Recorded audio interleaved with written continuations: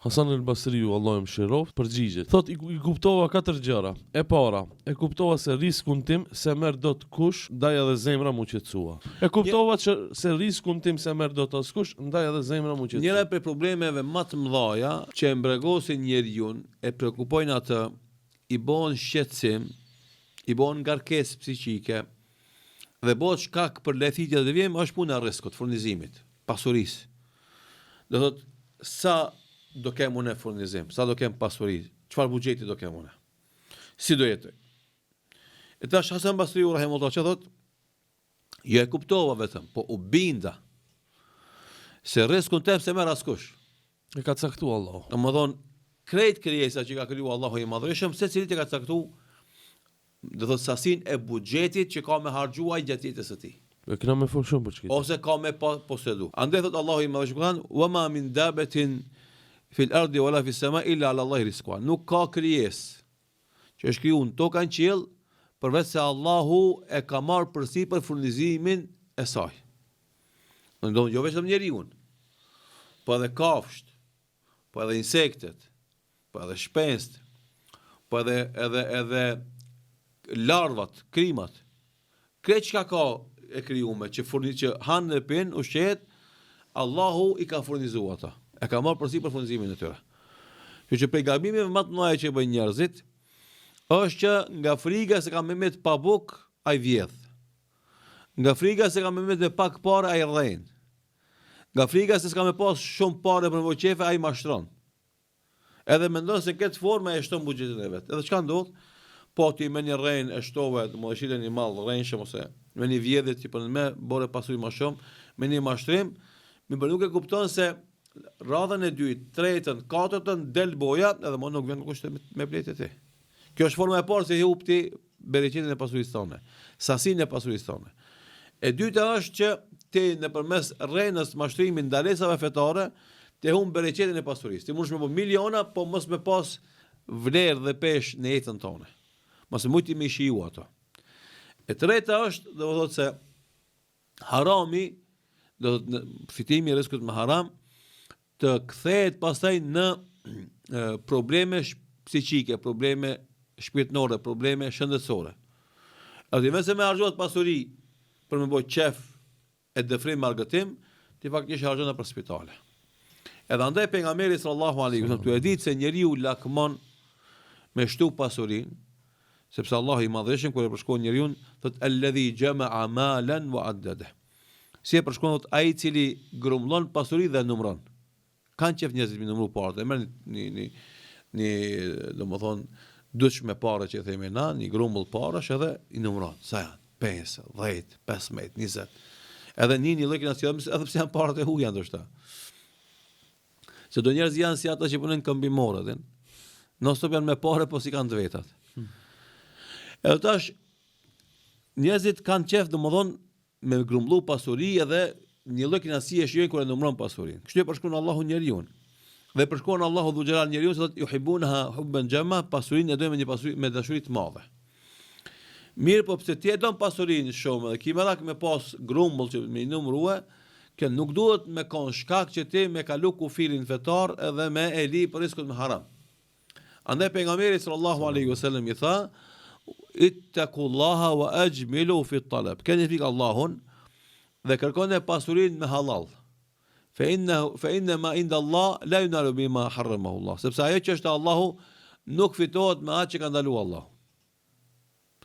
E pastaj tha pejgamberi sallallahu alaihi wasallam: "Inna ruha al-Qudus nafatha fi ru'i anna nafsa lan tamut." Erdh Gjibril alayhis salam dhe më frymëzoi në shpirtin tim dhe më tha: "Asnjë shpirt nuk ka për të vdekur derisa nuk e plotson rrezikun e vet dhe xhelin e vet." Që ti ke me jetu aq sa ki rrezik. Dhe nuk vdes pa e përfunduar rrezikun tan. Edhe andaj tha ittaqullaha wa ajmilu fi talab, keni frikë Allahun dhe lipni rrezikun me halal, se ajo që është te Allahu nuk fitohet me haram. Andaj dëshira e flakët e njerëzve me grumbullu pasuri dhe në momentin që e shef se s'është arrit qëllimit me halal, me mund, me djerës, ai fillon me haram, me vjedhje, me rrena, me mashtrim, me tregti ndaluar me fetarisht, për shembull puna e drogës, shumë të ri mendojnë thotë, ai se unë e bëj parë, ja nisi punoj me barë edhe shes, domethënë si thënë gjuhën e Shkupit Pakovka, edhe bëj parë. Edhe fatkeqësisht një pjesë e madhe të rive janë të mashtruar, ose shesin bari, ose shesin domethënë Pakovka. Më shembull aty i hecus. Bën parë. Po i bën parë, unë thash disa herë, disa sene për parë. Ai bën parë si sasi, po s'ja shef hajrin. Kur i duhen më shumë ti si ka, e para. E dyta, bën parë, po nuk i japin kënaqësi ato parë. E treta, bën parë, po vetëm mi harxhuaj në qefën të frime shkon në spitale. Çaj parë çka se e ka. Ose në burg. Ose në burg fundi. Kjo është më e normalt, më e zakonshme që ndodh domethënë me këta njerëz. Më e madhe se kjo është turpi, se ti ketë më hallat njohën si është njëri që shet drogë. S'mund ti me kon i mirë, i madh, i ndershëm, i moralshëm, e fisnik e bujar nëse merret vesh ti shet drogë. Dhe për këtë arsye ne i themi, do thotë, rrezik është i caktuar pe Zotit tem, unë jam i bindur.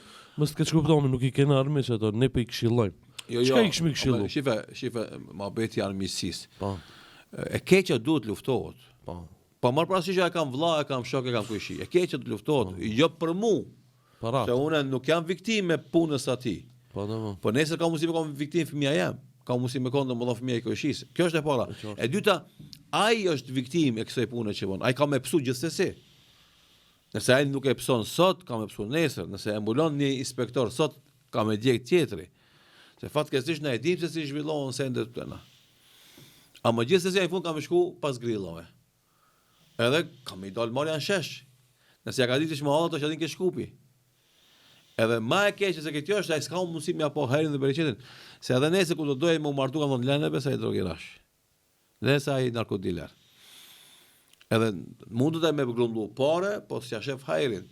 Domthon pasojat negative që i vijnë pse janë më të mëdha se pasojat pozitive. Ndërhina është pakës. Na të themi këta njerëz domthon na i duam se janë pjesë e popullit ton edhe lagjeve tona, ama si tutemi kërkujt. Absolutisht. Edhe kjo është shumë më e kuptu. Se nuk kemi nevojë ta me relativizuar tash vërtetën se valla ata janë ganga, domthon ata tash na jo. Na vesh Allahu ti tutemi. Edhe na i këshillojmë pse i duam. Pse na dhimbsen. Se fundi i tij është i keq, na kemi raste shumë që i njohim personalisht. Vdekja ty vesh shkoi me smundje, me kancer, tjetër shkoi domethën njëjtë me kancer tjetër. Përveç burgut, përveç do thotë mos bereqet nga e pasuri, fundi i tij është mjerim domethën, nuk i vjen puna as me bo familje se si jep nëse kërkosh ngelet vet. E na folin për këtë tema e para pse duam Allahun, edhe pse halal dhe haram është i qartë fen islame. E dyta folim pse i duam njerëzit që i kemi rreth e përçark. Edhe i këshillojmë, edhe va kemi dert edhe gale, edhe bëjmë dua që Allah i t'i udhëzojë gjithë ata. I t'i lën këtë punë të pista se s'ja shohin herë. Nëse tash na folën për drogën, që është për shembull, si më thonë, një lloj stërshitje në dorë, edhe në përqoshe, po nuk është më pak haram korrupsioni. Nuk është më pak haram abuzimi me pasurinë publike ose buxhetin e institucionit ku ti punon. Njëjtë është. Ajo është domethënë i për shembull, çka është ajo irrituese. Ajo është i përbuzën, a ki me rroba domethënë firmato që dhënë të Shqipërisë, me kollare, edhe vozitet me makinë domethënë zyrtare, e këndej vazhdimisht e ke çpërdor buxhetin, ki është zotni. Ja. çka a ka mundsi pak më thjesht, ki çka është në post, çka është në qeveri, korrupsion, ne e dina fjalën korrupsion, ama më thjesht, çka është haram, çka është në korrupsion. Çdo parë që e merr përballë shërbimit që e bën qytetarëve, në pozitën që ka, çdo parë që e merr është korrupsion. Na 200 euro lehtësoma çiket, Ke haram çdo është. parë që e merr domethënë, për një punë që ti ke obligim për shkak të kontratës punës që e ke, me ofruar klientit, Domethënë rrogën e kiti. po, për atë punë ti plus kërkon parë shtesë, është korrupsion. Edhe është ndaluar, është pasuri haram. Edhe na vazhdimisht e themi këtë gjë dhe fatkeqësisht vazhdimisht na vijnë informata se njerëzit kur hyjnë ato rrethe vicioze, do ngelen viktime atyre trendeve dhe zakoneve që dikush i ka nisë më herët para 20-30 viteve. Edhe së ngjen një burr më thonë, ej, ke çka ke deri sot të s'ka më kësi lloj mekanizma. Na jemi pjesë e punëtorëve që punojnë në këtë institucion, kemi nënshkruajtur kontrata për punë caktuar dhe rrogë caktuar, dhe na kemi detyrë dhe obligim me shërby këta klientë që vinë me kërku shërbim e pineve. Është një Edhe arsye vese me kërku nëse nuk vjedh dhe unë do të vjedh shkau Maqedoni. nuk është kjo përgjigje e saktë fetarisht, sepse fundit secili jep llogari për punën e vet. Edhe ne I themi, nisja ti e bënu I ndershëm, ngushtoj rrethin të pandershmit. Bënu shembull për tjetrin që është I ri, edhe Allah s'është bëu I pandershëm. Që të ketë model ty e mos të ketë model atë tjetrin që është I pandershëm. Edhe I treti, edhe I katërt, edhe I pestë. Kështu nëse secili prej neve insiston dhe lufton me konin ndershëm, edhe pse ambienti është I pandershëm dhe atyre u pengon se vaprish shemën, ti duhesh me insistuar në ndershmërinë tonë, se fundit ti kemë dhënë llogari për vete para Zotit. Edhe ai ka dhënë llogari për vete para Zotit. E kjo nuk është justifikim. Se njëra prej mashtrimeve që ja bën shejtani njëtë është më kjo. Hoxho, mirë e kiti. Po unë aty nëse punoj si thonë ata, mu marginalizojnë, se më japin asnjë pozite. Sa të kam bërë një shem, edhe shema unë I marr atyre për çdo punë që ja kryjnë klientave, që ja kanë obligim ja kryjnë marrin parë. Edhe shkon domethënë cek auditor ndoshta me qindra dhe mijë euro që I ndajnë ata mes vete. Nëse unë zbona pjesë e atij grupit, ata më lën masdora, as se kuptoj punën, as mund të avansona, as domethënë faktikisht nuk jam njeri më I rëndësishëm në atë vend, edhe mbetna sikurse mos më kon punë hiç. Ne I themi, ndershmëria jote është më e madhe, më e shtrenjtë, më e shenjtë se sa ti bëhesh pjesë e atij grupit. Pse?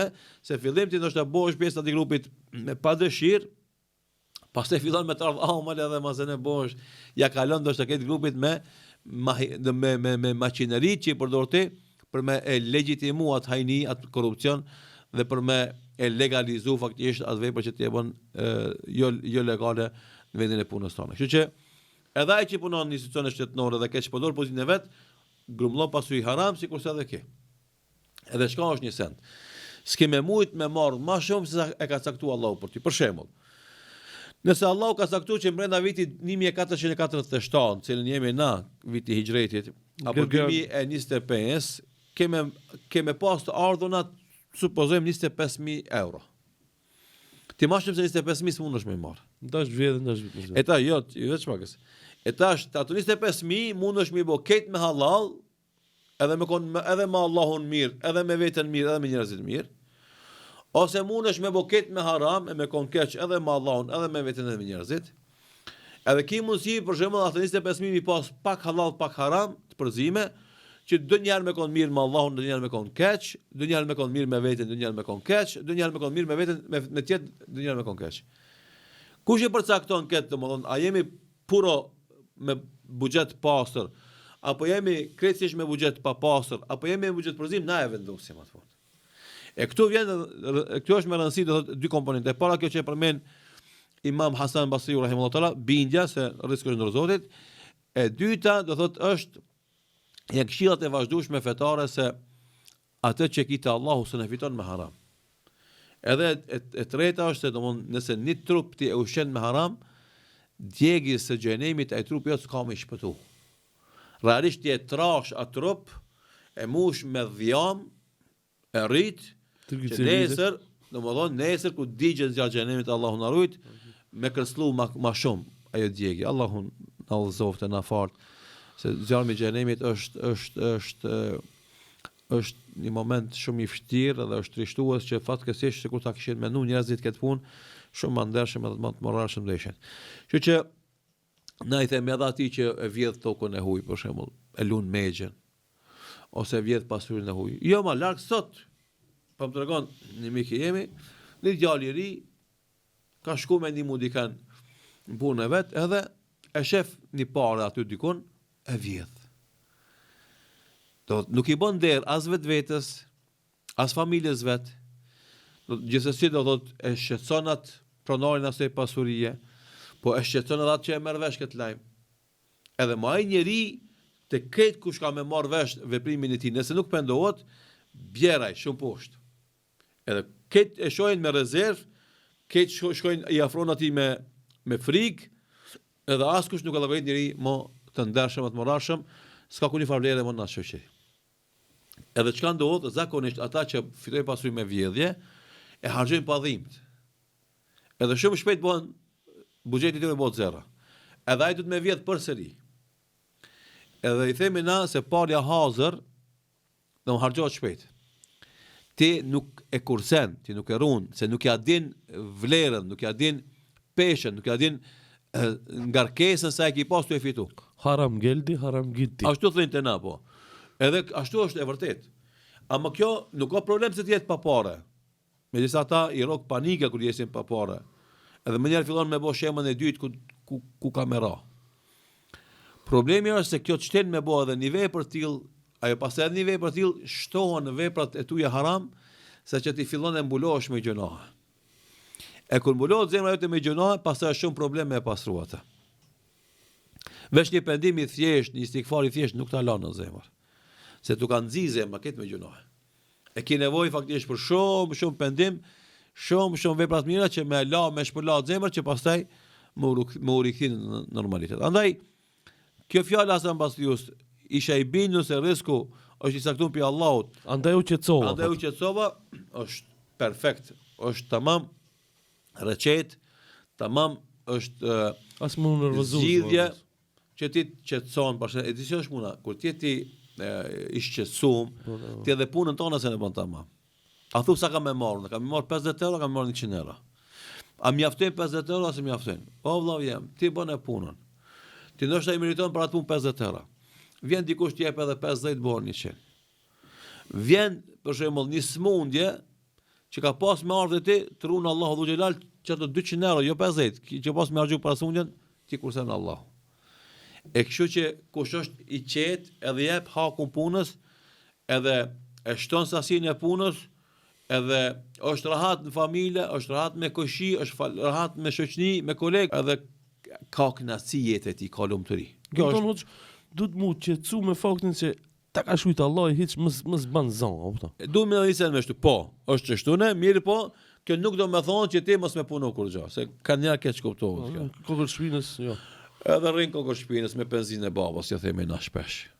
Ajo është në çmim i vetvetes.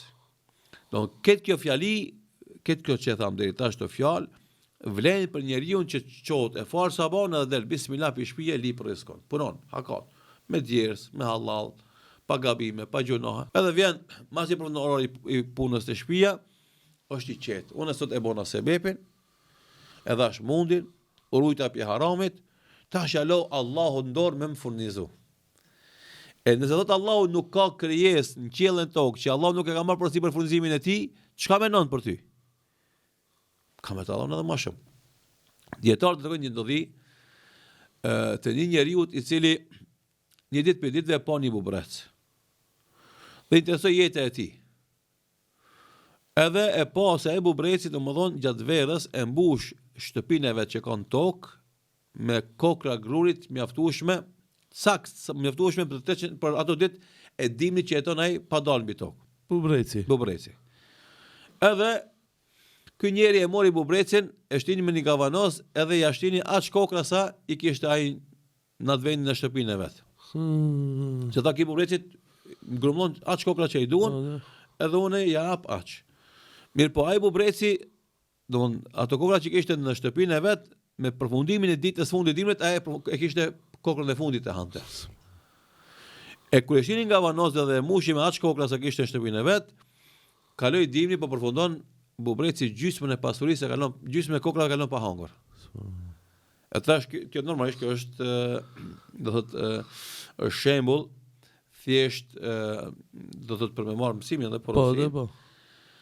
Edhe i thot njeriu ti bubrecit, thot ti kaç kokra gruaj ke pas në shtëpinë tonë në tokë, edhe ditën e fundit dimrit e ke hangur kokrën e fundit. Pse këto? Megjithëse unë ta mbusha domethënë gavanozin me kokra sa ke pas edhe atje, këtu gjysmën e ke hangur, gjysmën e ke lënë. Ka thonë atje isha i bindun se Allah është furnizues edhe ai më jep vazhdimisht domethënë atë sa kam nevojë kur kam nevojë.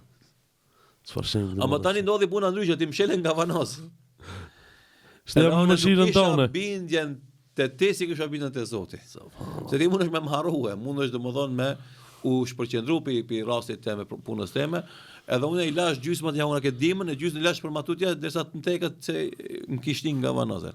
E kjo është puna, subhanallahu, dhe kjo sigur ta kena çka të bindjet bullajs. Ky shembull do thotë është më të vërtet reflektues se kemi nevojë na munal me pas bindje të mëdha, bilëm pejgamberi sallallahu alaihi wasallam i ka thonë besimtarëve. Lau tawakkaltum ala Allah haqqa tawakkul. Sikur ti ishit mbështetur në Allahun me një mbështetje të vërtetë, do ju furnizonte Allahu juve siç i furnizon shpenzat. Dalin nga foreja e tyre bark zbrazur dhe kthehen bark ngopur. Do thotë shpenza nuk e menon nesër do ketë me hongër se s'ka depo ushqimesh, shpenza keni po domethënë ato folet e tyre. S'ka domethënë as frigorifer, s'ka as çdo ditë do të shkon edhe gjuhën gjahun e ditës, edhe ushqet. Nuk preokupohet ma që ndodh nesër me te. Tash pejgamberi sallallahu alaihi wasallam ka thotë, sikur të ishit mbështet Allahut me një mbështetje të vërtetë, do i furnizonte Allahu juve si i furnizon shpenzat. Dalin bak zbrazur, kthehen bak ngopur. Edhe na, ajo që kërkohet për njeriu është ta bëjë sebepin. Dalet kërkojë punën, dalet ta lipe rrezikun. Edhe kur kthehet te shtëpia, le të jetë rahat se ka më ardh rreziku me lejen e Allahut. Ka nuk e prat. Shumë bukur jeni të këshillu hoc, ne gjithmonë këshillojmë kështu, po e kum vërejt kur i postoj në TikTok kësi në rrjetet sociale, kësi video këshilluesi dhe me kërës kjo është e Allahu, mos bëni haram, mos vjedhni, mos bëni kamat, mos shitni drogë. Ka plot komentet të tillë, ju hoxhallar, ju keni parë, ju arabt, ju bin, ju lehtë keni veç gaga pritni hult, spononi. Nuk është e vërtetë, kjo e para këtu janë domethënë shpif, janë trillime, janë fabrikime që s'është e vërtetë. Këto xhallar punojnë. Do thotë ata që janë fytyra publike punojnë, jo kanë një punë, po ka 3-4 punë punojnë. Edhe realisht nëse punon si orar kohë domon punë, më shumë punon xhallar se këtë tjetër. Sa të pinë namaz sabat, nora domethënë tani është nora 5:30. E deri në mbrëmjen kur është jacia në ora 7 tash, do thotë ato janë aktivitet përhershëm. Ato që janë imam xhamie, po ato që janë profesorë në medrese, ato që janë profesorë në universitete, ata që punojnë edhe gjatë kohës, për shembull puna e shkrimit, puna e përkthimit, puna e ligjerimit, këto janë punë të mëdha psikofizike që e lodhin njeriu. Bile shpesh neve na ndodh kur ligjerojmë nuk e konsiderojmë punë. Kur ndodh me ligjeru bashkë në 2-3 vende, atë shumë lodhesh ti psikofizikisht që domethënë nuk ki vullnet as me bo ma vet me dikan. A ki pa shembull ato baballar të tonë që ka punë fizike ose njerëzit që kemi shok veç fizikisht punojnë ata për me lodhën fizikisht ama psikisht janë të qetë edhe bëjnë mohabet edhe kanë. Ama ti lodhesh edhe psikisht edhe fizikisht lodhesh. Që e para kjo është domosdoshmë nuk është e saktë. Puna e spondilozës në kompjuter kur rri. Ajo është ndoshta si më thon të e përkthi. Pasojë më e vogël, ama ngarkesat psikike, puna e syve për shembull, dobësimi i syve të shikoti në kompjuter, të lezu puna e eshtrave faktikisht spondilozën ku e përmendat ju. Ka shumë probleme edhe tjetra që është më me rëndësi sepse njerëzit duhet paguhen sipas nivelit intelektual që kanë. Tash ti për shembull me një fillore i komenton këti hoqë dhe ti le të kisit i veçrin. Po ai njeri ka bo shkollë, për shembull, ka investuar në shkollimin e vet, ka shku 3-4.000 kilometra larg shtëpisë vet, ka ne 5-6 vjet, aty 10 vjet, 15-20 vjet. Ka bërë fakultet, ka bërë magjistraturë, ka bërë doktoraturë, ka net pa gjumë. I mërzitur për prindërit. Ka net ditë pa bukë, se s'ka kush e nimon atje. Edhe këta do t'i jalen mazdore edhe u tash t'i rrin, po ai rrin sa i ka bërë 20 vjet shkollim. Ti skiti ki fillore, ti s'mundesh me punu punë intelektuale. Dil ti kallëzo ders. Po jo, hajde ti merr lexon gjuhë huaj, hajde ti merr përkthen nga gjuha juaj, hajde ti merr bën krahasime, bën hulumtime. Pashallahu në madh, nuk e them këtë për me reklam. Ama kanë kur zhytemi na për libra na me lexu, bllokohet truni. Këtë domodin nuk edhe thu bilo më kesha para 3 natëve në hoxhiri, ma çoj një libër për të kontrolluar një shkrim realisht, jo një libër. I thasha, ma bën hallall nesër, thashë se sot kanë bllokuar, s'po mujshëm ma.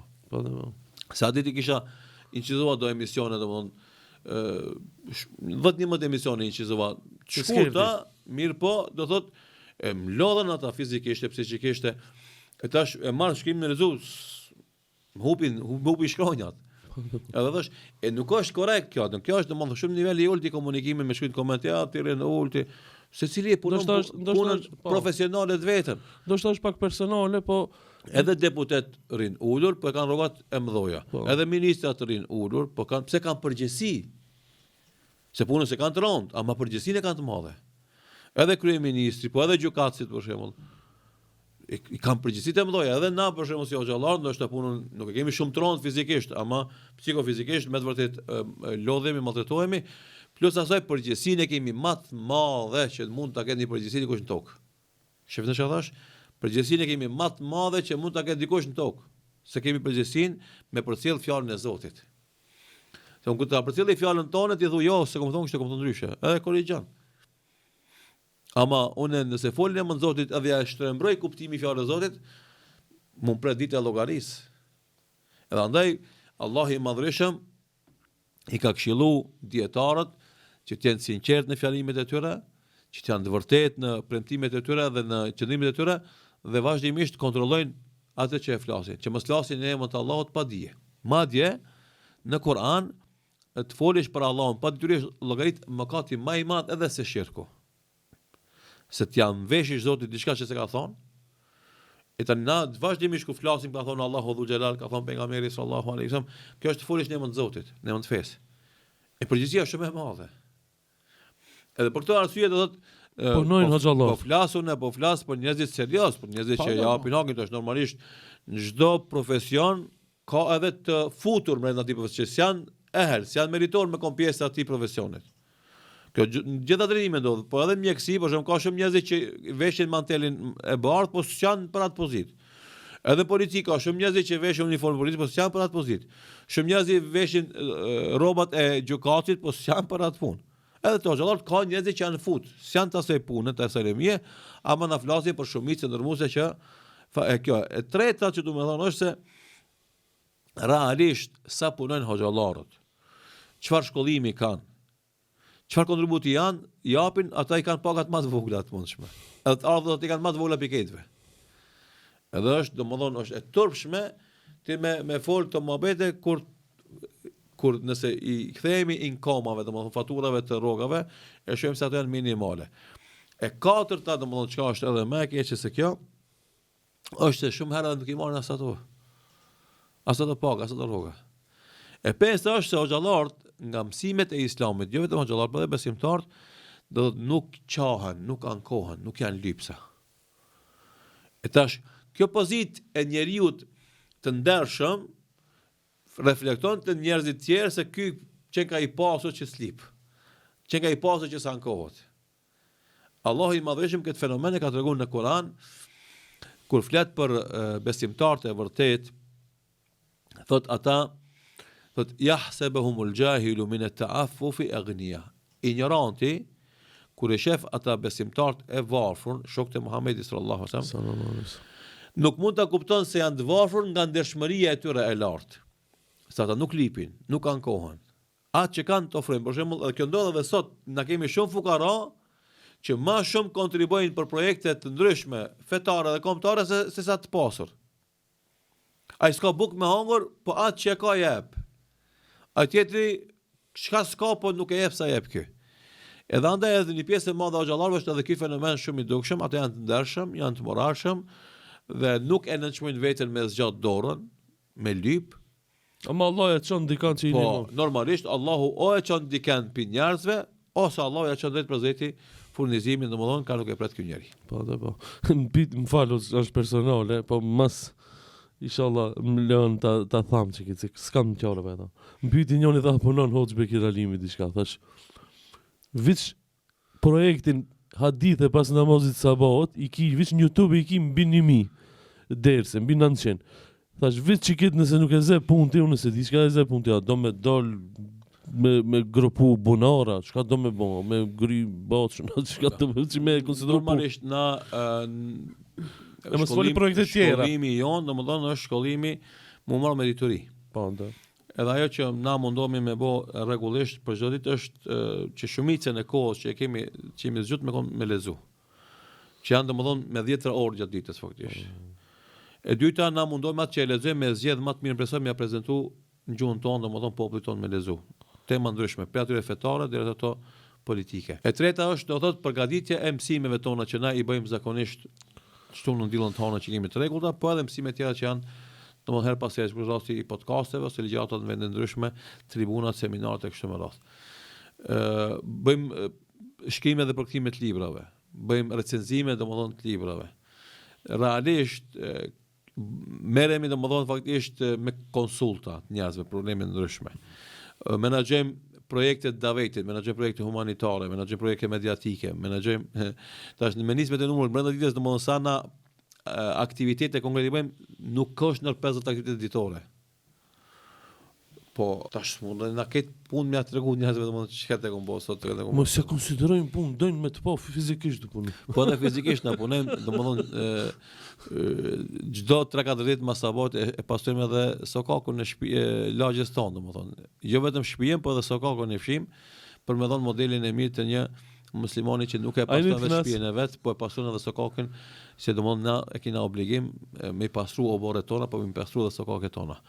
Normalisht zanat kam pasur jam koni vogël, kam punuar me kpuz, po tash që 30 vjet nuk e punoj zanat edhe ndoshta nuk muj me zhvillu, po dhe interesi për këtë zanat tash nuk është shumë i madh. Kundra. Mirë po, nuk jam unë mjesht ndërtimtarie, nuk jam inxhinier, nuk jam arkitekt. Na kemi shokë vllaznik që ata merren me kësi punë fizike për ditë edhe i shohim të i bë këto punë.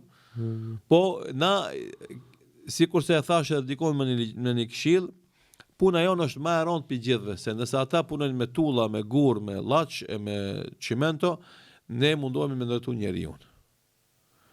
Edhe nuk ka material më kompleks se sa vetë njeriu.